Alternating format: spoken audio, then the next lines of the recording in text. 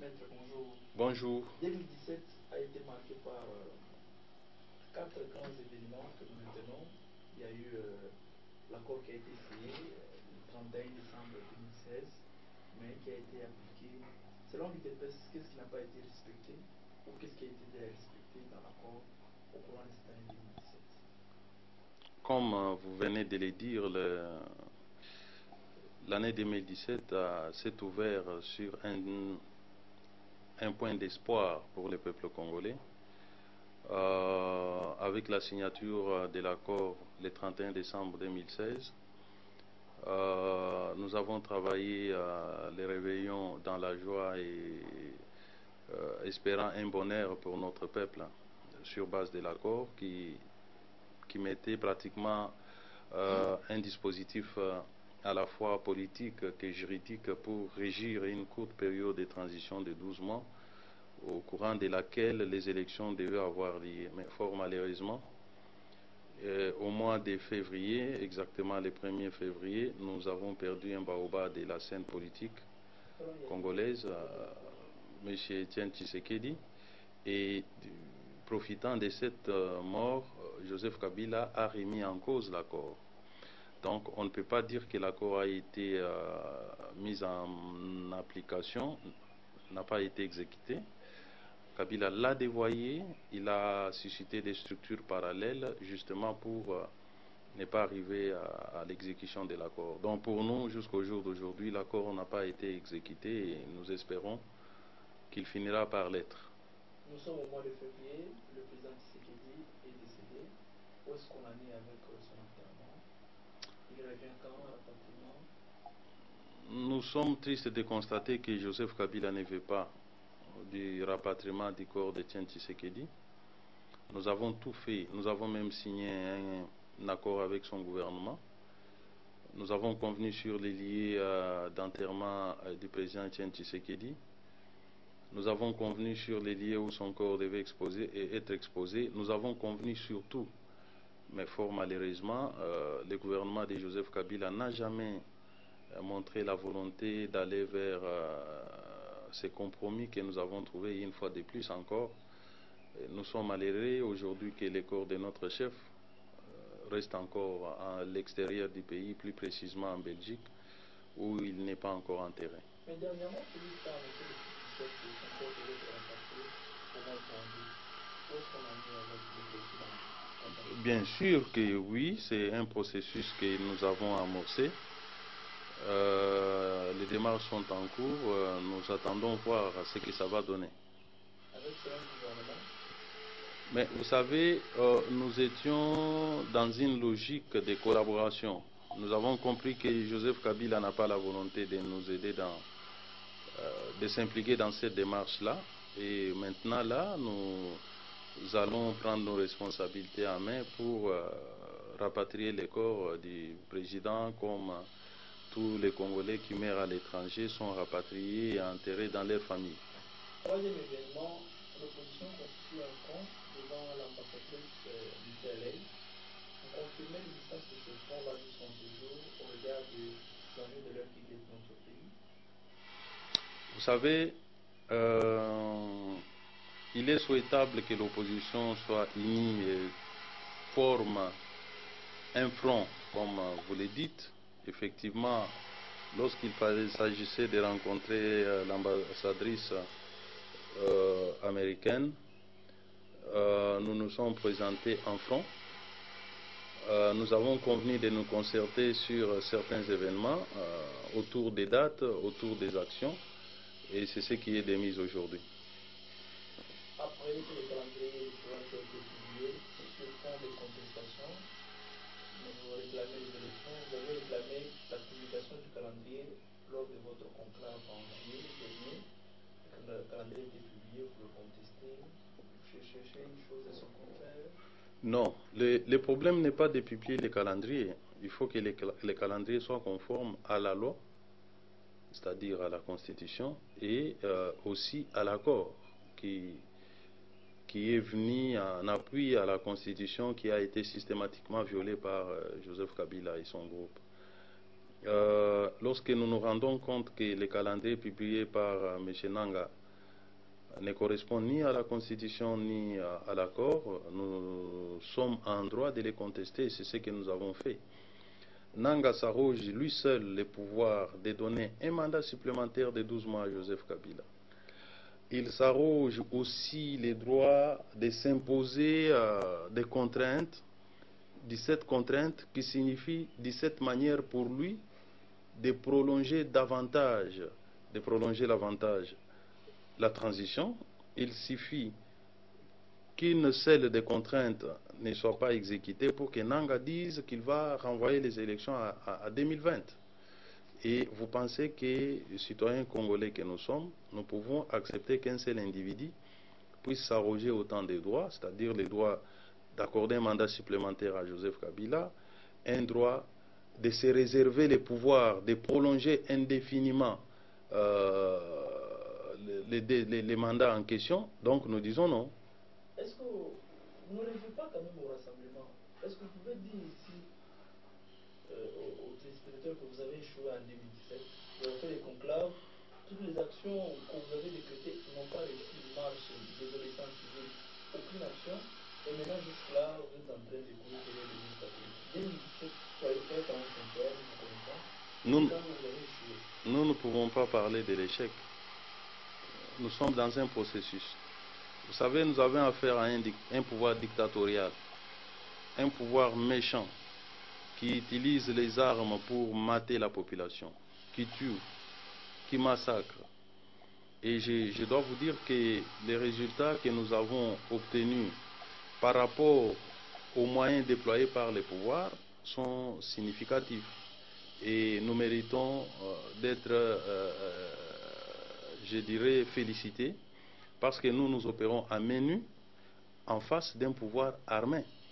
En fin de compte, la loi électorale a été votée, promulguée même par le chef de l'État, qui exclut soi-disant des petits partis, bien que l'IDPS soit là, même si aujourd'hui on ne remarque plus un grand nombre de députés qui peuvent encore postuler à l'IDPS. Donc vous voulez dire qu'à l'IDPS, il n'y a pas de gens capables de postuler? Tous les députés qui étaient là, certainement, on doit se dire. Mais ces députés-là, avant qu'ils ne soient députés, vous les connaissiez? Aujourd'hui, nous devons être réalistes. Non, avant que ceux qui sont là... Non, mais moi je considère que c'est un affront contre des milliers de cadres de l'IDPS. Dire aujourd'hui que l'IDPS n'a pas de gens à présenter aux élections, c'est vraiment...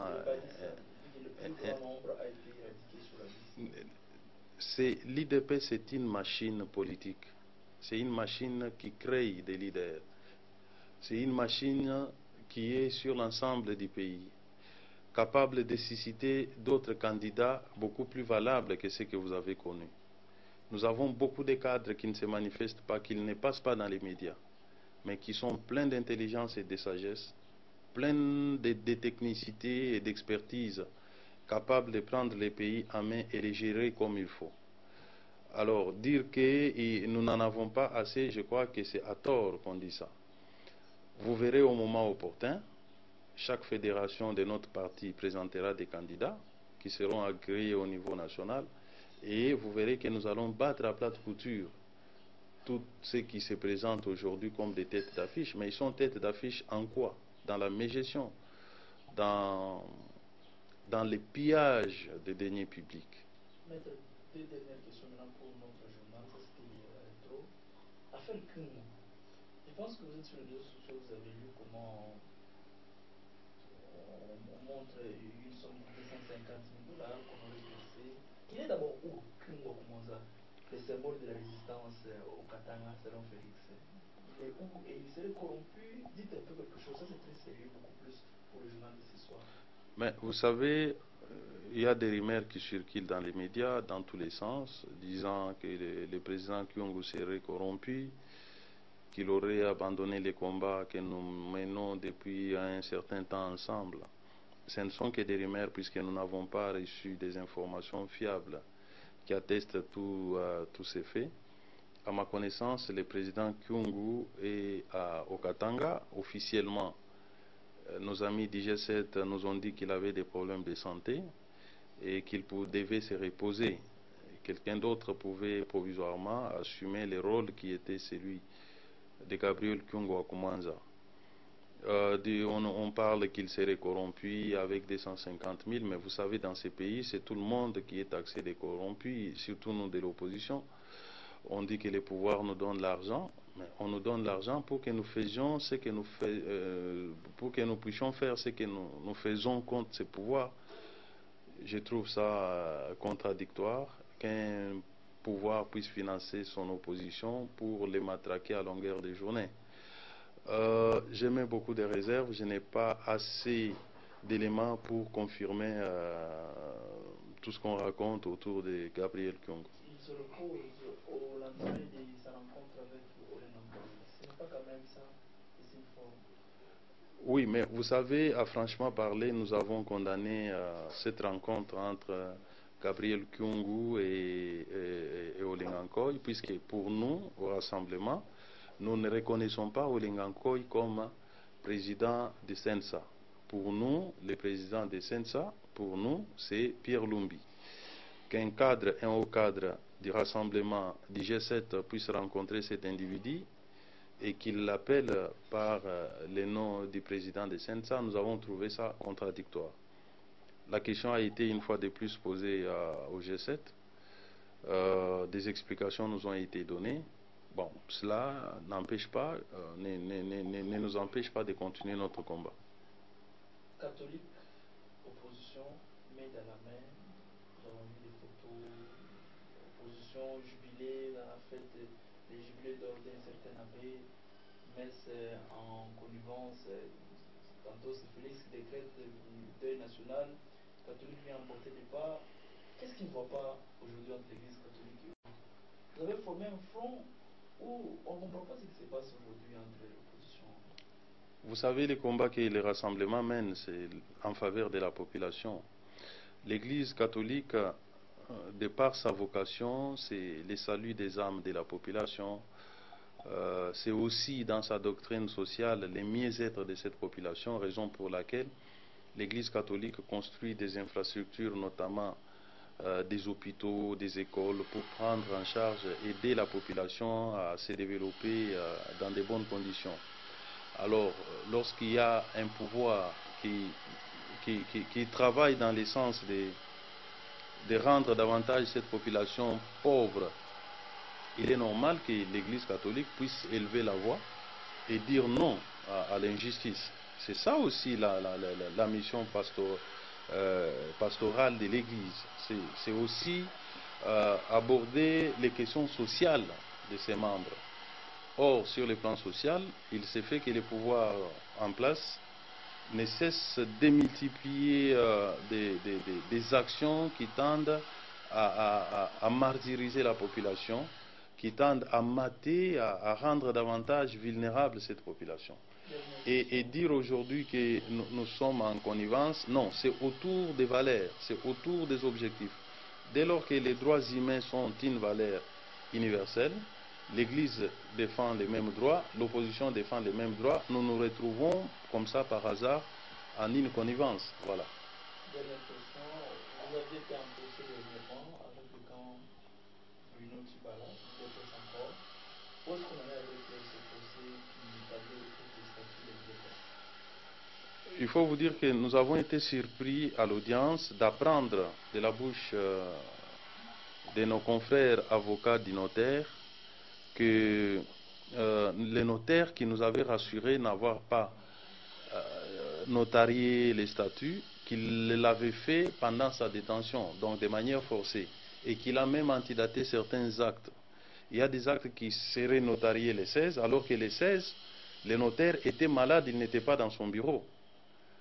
Nous nous sommes vus avec lui, avec les camps de Tchibala, les 18. Il m'a montré les dossiers qui n'étaient pas signés. On l'a arrêté le 20. Et finalement, à l'audience, on nous brandit un acte qui serait signé le 16, pendant que lui-même était malade. Donc le notaire était malade, il n'était pas au bureau le 16. Et on nous brandit en même temps un acte qui serait signé le 20, le jour où on l'arrêta. Et il y a un autre acte qui est signé le 27, malgré les oppositions déposées par nous les 18.